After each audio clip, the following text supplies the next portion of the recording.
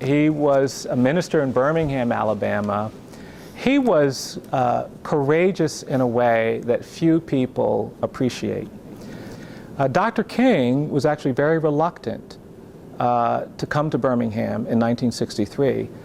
Dr. King was very ambivalent about the ethics of using children as part of the Children's Crusade. And as you recall, the power of the Birmingham movement was that civil rights leaders said, we're going to get these young kids out of school and let them lead the march. And they couldn't tell their parents. They didn't tell the teachers. In contemporary context, you could see it as a pretty edgy way to make change. But Reverend Shuttlesworth was absolutely persuaded that this is what needed to happen. And he believed in the gospel, but he believed in the kind of gospel that required you to stand when other people are sitting and to speak when other people are quiet. And I really, really respect that. You know. He's a sitting U.S. Supreme Court justice. That's what we understand about him. But he was also a brilliant tactician, a brilliant strategist. He kept more cases from the U.S. Supreme Court than he took to the U.S. Supreme Court. And as a lawyer, you'll appreciate the significance of that. He always had a sense about when it was time to push the court to make a decision. And you have to be really careful about that, because if you push them before they're ready and they make the wrong decision, then you've created precedent that may block reform for a generation. And so I really respect how brilliant and strategic he was. We had many opportunities to take cases to the court. In the years leading up to that, we chose not to. We had basically a 5-year strategy to get young offenders who we thought would make compelling narratives around the set of issues that we thought were important. No, we were very determined to find a path to the court that maximized the chance of relief, because we knew that the odds were against us. And the same was true for Justice Marshall. You know, Brown and these cases had all kinds of precedent leading up to them that said you will not win. And so you have to maximize your chance of success. That was certainly what we were trying to do in Miller and Jackson and all the juvenile cases. Yeah. Now, this image of Dr. King leading a march is not an image that you see frequently. You see him at the March on Washington. You see him in different settings where he's giving speeches. We have a calendar, civil rights, kind of a racial history calendar. And what we're trying to do with our calendar is actually give images that change this narrative, that get people to think not about the glory of the civil rights movement, not about the success, not about how transformational it is, but we want people to reflect on the pain, the anguish, the suffering, the humiliation about it. My favorite Ralph Abernathy story is that he was giving the warm-up speech for Dr. King in Mississippi at some place. He said, you know, when the civil rights movement prevails, we're going to have people calling us Mr. Jones and Ms. Smith and Miss Wilson and Ms. Clark and Mr. Clark. And they're going to call us Mr. and Ms. and Ms. And everything's going to change. And then he said, and maybe after we get freedom and after we get civil rights, we won't call them Mr. We'll call them by their first names. In fact, he said, when we get civil rights and we win this struggle, it's not even going to be Mississippi anymore, it's just going to be Sippy. And I love that story. She wanted to be a force. She wanted to attack segregation everywhere she saw it. And so it wasn't the first time she got arrested. She got arrested many more times after that. And I think she felt that that was her calling, you know, her challenge. And she thought it was important that people who weren't ministers, who didn't have doctorate degrees, be forceful leaders in the civil rights movement, because everybody said all the time, this is a movement for everybody, not just the preachers, not just the kind of the elites, if you will.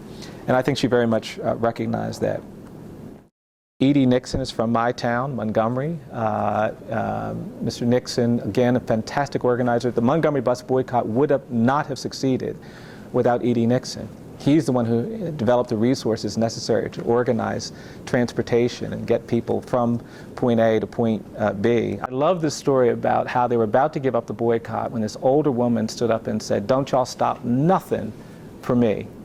And she said, yes, I've got to get up and I've got to walk 3 miles in the morning, and yes, I work 10 and 12 hours, and yes, I've got to walk 3 miles back home at night. She said, but I'm not going to stop, and you all can stop, and if you stop, I'll keep walking all by myself. And just when she thought the church was prepared to give up, she got up there and she said, you know, I've got to keep walking because I believe I'm going to sit in the front of a bus in Montgomery. And then she said, my feet are tired, but my soul is rested.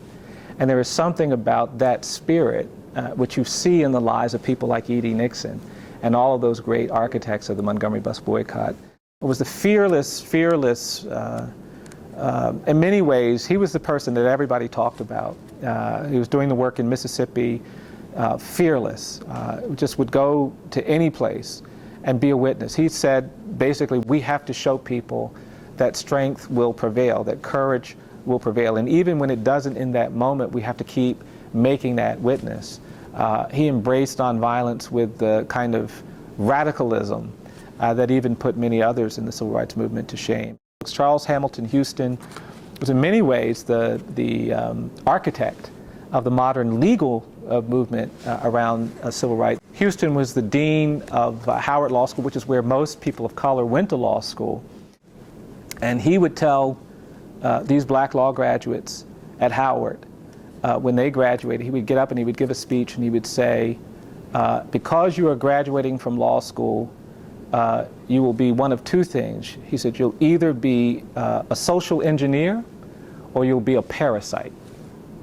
And you have to choose what you're going to be. He said, but because you have knowledge, because you have skills, because you can help people, you have to commit to engineering a society where we help more people. And if you don't do that, you're going to be drawing the blood from the community of people that gave you the space that you have in this law school. And I've always valued that orientation. I like Mr. Meredith because he's also dealing with what I'm dealing with, which is this sort of simplification of the civil rights movement. I'm very troubled by the way we are celebrating some of these 50th anniversary things. I don't like the way we've simplified it. We've made it sort of celebratory without talking about the challenges. You know, I get frustrated. You hear some people talk about the 50th anniversary, and it's almost as if, you know, the civil rights movement was this 3-day experience where first day Rosa Parks didn't give up her seat, and the next day Dr. King led a march on Washington, and the third day Congress signed all these laws. And isn't it wonderful that in 3 days we created a different America? And if you think about it like that, you're going to get frustrated that people are still talking about race and bias and exclusion. I think for me, what I think about my work, when we started representing condemned people, you know, I think that if there have been 4 institutions that have shaped the lives of people of color in this country, I'd say it's slavery, terrorism between Reconstruction and World War II, apartheid in the civil rights era, and I think the 4th would be mass incarceration. The way in which we have used jails and prisons to stigmatize, to oppress, to create hopelessness in communities of color. And so for me, that's been the great institutional challenge that I've tried to take on. And so my card would talk a lot about the work we're trying to do to reduce mass incarceration, and to try to end the kind of race consciousness that has created so many unreliable outcomes. And there was an older man in the church. This older man was in a wheelchair, and he was staring at me pretty intensely all during my presentation. I mean, he said, "Do you know what you're doing?" And I was taken aback, so I just looked at him, and he said, "Do you know what you're doing?" And I really didn't know what to say. And then he smiled just a little bit, and he said, "I'll tell you what you're doing." And then he said, "You're beating the drum for justice." And I never will forget it. He says, "You're beating the drum for justice." And then he pulled me to him and he said, "Come here, come here, come here." He said, "You see this scar I have on my ear?" He said, "I got that scar in Greene County, Alabama in 1964 trying to register people to vote." He said, "You see the scar I have right here? I got that scar in Philadelphia, Mississippi trying to register people to vote in 1963. He said, "You see this spot over here? That's a bruise I got in Birmingham, Alabama in 1963. And then he said, "People think that these are my cuts and my bruises and my scars." And he put his hand on his head. He says, "These aren't cuts, bruises, and scars." He said, "These are my medals of honor." Wow.